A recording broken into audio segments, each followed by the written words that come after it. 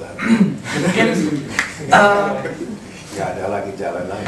jalan lagi mungkin ada revolusi. Ya mungkin ada lagi, silakan untuk mendengar masukan. Ada aja tanggapan.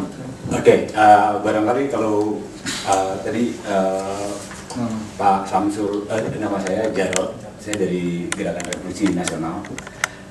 Tadi Pak Samsul tadi mengatakan nasionalisme kita, kalau kita seperti Singapura, kita akan menjadikan suatu nasionalisme, kita akan membela Singapura.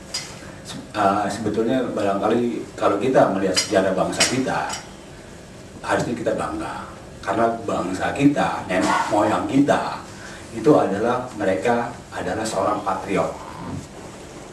Dibuktikan nenek moyang kita seorang patriot, dan nenek moyang kita tidak pernah menjajah. Itu sebagai catatan sejarah dalam Perang Dunia Pertama, Perang Dunia Kedua. Nenek moyang kita tidak pernah menjajah, justru nenek moyang kita dijajah, kan gitu. Nah, kita perang pun karena kita ingin merdeka. Itu harusnya kita bangga. Nah, nasionalisme sebenarnya sudah dengan proses yang ratusan tahun. Itu kalau kita lihat pergerakan Sultan Hasanuddin, bagaimana beliau pada usia 42 tahun sebagai kesultanan, dan wilayahnya pada waktu itu dia Kalimantan, Jawa, Sulawesi, Australia sampai Papua, diletakkan kesultanannya beliau, diletakkan, dia berjuang melawan Belanda. Ternyata gugur.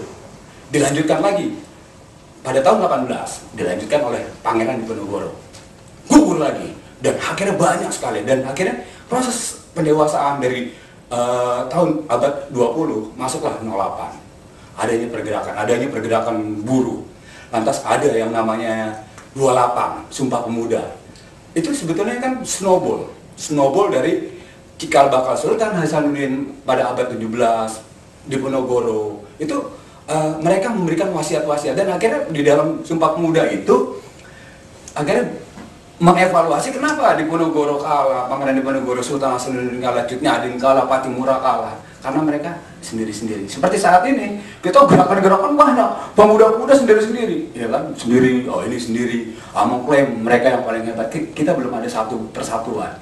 Jadi ini kalau kita lihat, kita masih seperti tahun-tahun sebelum 45. Kalau kita lihat pergerakannya, jadi nasionalisme kita setelah itu, sebelum kita merdeka, dari 28, snowballnya, itu 1 Juni persiapan, masuk dulu Jepang. Ketika Jepang persiapan, kita kemerdekaan, kita harus ada tentara, ada nyusun kekuatan, akhirnya ada Hiroshima.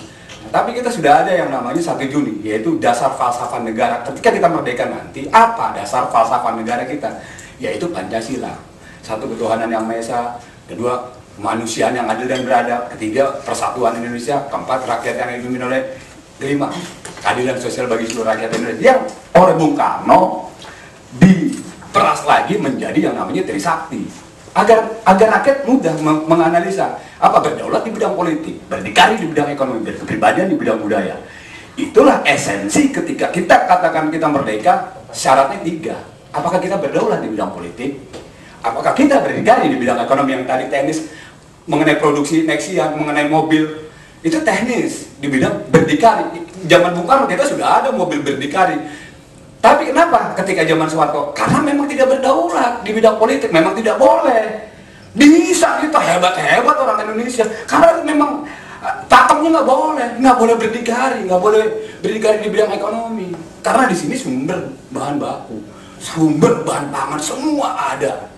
Nah, dari situ kata Bung Karno, harusnya kita pelajari dari sini. Itulah esensinya. Nah, diperas lagi menjadi suatu masyarakat yang gotong royong, masyarakat yang nolong. Yang lawannya tentunya oleh Bung Karno dikasih kita pakemnya, neokolonial imperialis, neoliberalis, kapitalisme.